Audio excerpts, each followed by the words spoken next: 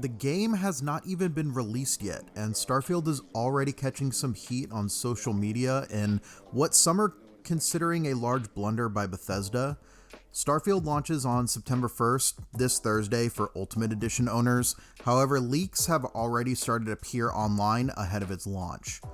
While most leaks should be taken with a grain of salt, there was a particular screenshot that a user posted that is getting a lot of traction. Unfortunately, I will not be showing any leaked screenshots or videos on my channel. I know Bethesda have been taking down any content being leaked.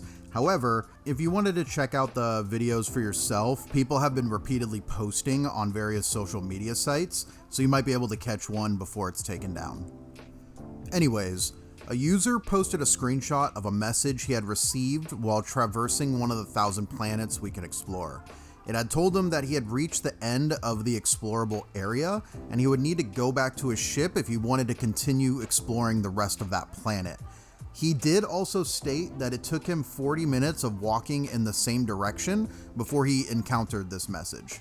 This came as a huge surprise to some. The developers did state that the planet was going to be fully explorable, and other gamers, rightfully so, expected the game to adopt the same experience that No Man's Sky gives its players by allowing them to walk an entire planet if they want to do that. Twitter in particular has been especially vocal about their displeasure of hearing this news, and while this may seem incredibly disappointing hearing this, there have been influencers that have chimed in about the topic. In this screenshot, they basically said that the screenshot that is showing the Borders message is not the full story and to wait for the embargo to lift. Now, this response tells me two things: that this is indeed a true leak of the game, and the story might not be as dire as we thought. And in my opinion, hearing this information, I too had assumed that it was going to be like No Man's Sky, where you can just kind of walk in one direction and cross the entire planet. I don't think it really takes away from the experience of enjoying this game for me. When I played No Man's Sky, I wouldn't just walk in one direction for hours and hours looking for stuff. I would search the general area from where I landed my ship for resources, and then once I was done, I would hop in my ship and then go into another area or a whole other planet entirely. So I know that this is not as good as what we thought, but I think people are kind of taking it and running with it and saying that, oh, the company is lying to us or misleading us, this isn't going to be a huge game. But like I said, I don't really think it's much of a big deal. My question now is, will the full planet be explorable then if it's going to be cut into sections? They did say that we can explore the whole planet. And my second question is, how big are the sections going to be? I have seen online from the leaker that it's 40 minutes, but I've also seen that it could be 10 to 12 minutes per zone. And it looks like another user that already has the game decided to elaborate on the borders a little bit. In this screenshot, he illustrates that each planet is split into 5 different sections. You can land anywhere within the 5 regions, but if you wanted to cross over into one of the other ones, you would need to go back to your ship and fly to that area. This could mean that if you land close between borders between sections, you may encounter the border on one of the sides a lot sooner than anticipated. They didn't really elaborate too much further than that. From this screenshot, if we are going to believe that this is accurate, it means that we will actually get to explore the full planet just in chunks. Again, doesn't seem like much of an issue to me. I know a lot of people are complaining that No Man's Sky can pull it off again, but another point I wanted to make is if you go and play No Man's Sky, there are a far less things that you can interact with in the world as much as you can do within a Bethesda game.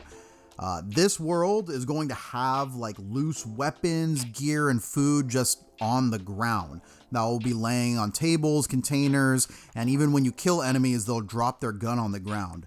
If you don't pick up that gun, if it's like Fallout or Skyrim, that weapon is going to be there if you leave and come back 20 hours later.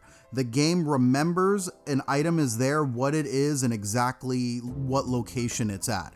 No Man's Sky doesn't do this. It doesn't have to worry about loading in all these extra items and keeping track of where they are. It just loads the entire planet with its minimal interactable objects, and you go from there. I think that's primarily how No Man's Sky is able to pull off loading entire planets, while Starfield is a little bit more restrictive than that. But again, I don't see that as a bad thing. In my personal experience, I didn't find No Man's World to keep my attention longer than a Bethesda game could. I would always find myself getting bored once I needed to get more, fuel for my hyperspeed drive or whatever. But to get back on topic, unfortunately, there has been new information that has come to light that could also lead to users feeling like the immersion is broken. There was a Reddit user who had stated that he had landed on a region that was close to New Atlantis, which is one of the new hub cities in the game. However, he had stated that when he landed, he could not see the city in the distance, where it should be in relation to the location on the planet map where he was. He was literally on the outskirts of the city, but looking in that general direction was just an empty landscape. And again, if we were going to believe this leak as true, then what this means is that you're not truly exploring the whole planet, and these regions are not actually connected, but you're on 5 different regions that follow the same theme of the planet, but don't connect to one another. And again, I want to reiterate that this is all leaked information. The game is not even out yet. The embargo is still fully in effect.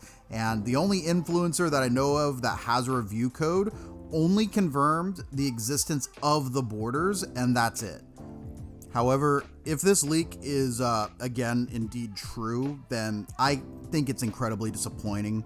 I was planning on building an outpost close to all the hub cities on the planets so I can sort of view them from my backyard. If these zones are actually not fully connected, I can see how it can lead to broken immersion for some.